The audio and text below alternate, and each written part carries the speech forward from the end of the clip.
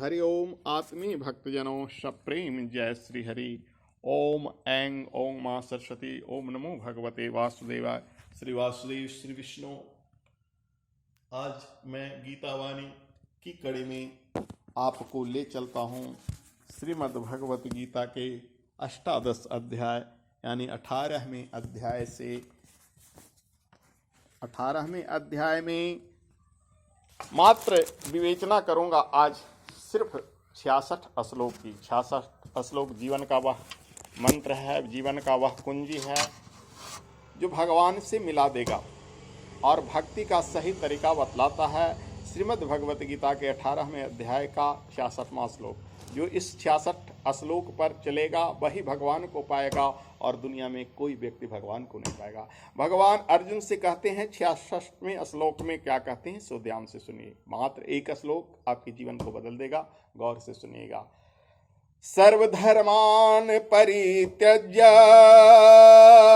मामेकं शरणं व्रज अहं त्वां सर्व पापेभ्यो मोक्षयिष्यामि मा शुचा।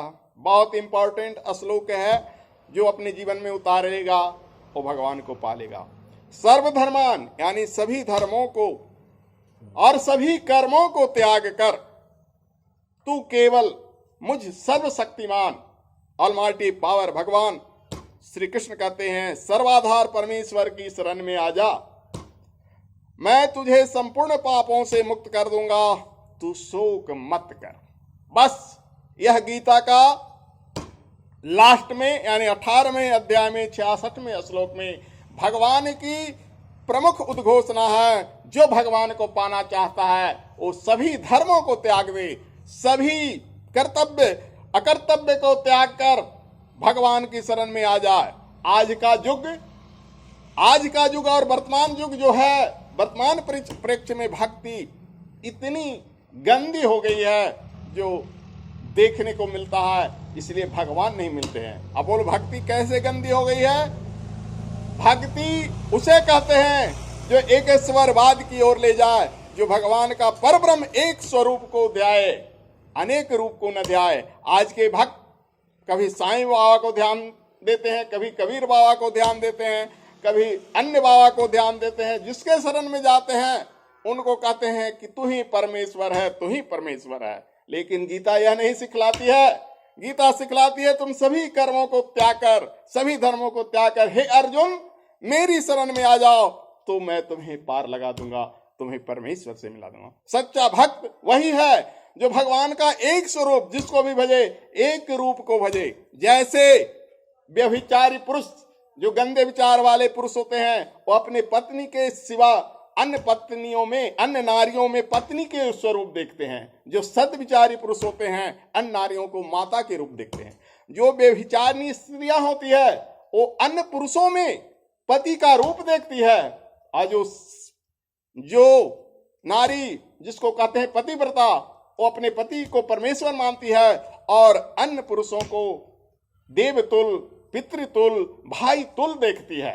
तो साधना मैं ये नहीं कहता हूं कि तुम अन्य भगवान को नहीं भजो, एक भगवान को अपना सहारा बना लो, एक भगवान को अपना अवलंब बना लो जिसको इष्ट कहते हैं। बाकी भगवान को, ध्यान से सुनो मेरी बात, बाकी भगवान को, भगवान तो एक ही होते, बाकी देवताओं को पूजा करो, लेकिन अपनी दुख अपनी दर्द मत सुनाओ, उनसे मांगो नहीं। मांगना है तो किसी एक से मांगो, किसी एक को अपनी बताओ। जैसे पत्नी जो पतिव्रता होती है अपने पति से अपनी याचना करती है, अन्य से नहीं। वैसे ही उस साधना को हमारे धर्म शास्त्रों में व्यभिचारी साधना कहा गया है। व्यभिचारी पुरुष और स्त्रियों की तरफ जो अन्य लोगों को, अन्य देवताओं को पूजते हैं। पूजना है गीता में, इसी गीता में भगवान श्री कृष्ण कहते हैं भूतों को पूजने वाला भी मुझे प्राप्त होता है, देवों को पूजने वाला भी मुझे प्राप्त होता है, पितरों को पूजने वाला भी मुझे प्राप्त होता है, लेकिन जो सिर्फ मुझे मेरे स्वरूप को पूजता है डायरेक्ट मुझे प्राप्त होता है। यानी भूत को पूजोगे तो वही भगवान भूत रूप में दर्शन देंगे, देवता को पूजोगे तो वही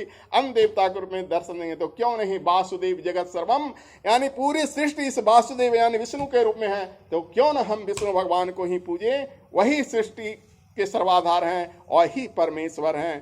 तो कृष्ण क्या है, विष्णु स्वरूप है। इनकी अमोल रत्न इस उद्घोषणा को एक बार फिर सुन लो मेरे भाइयों, मेरे बच्चों, मेरे भक्तजनों।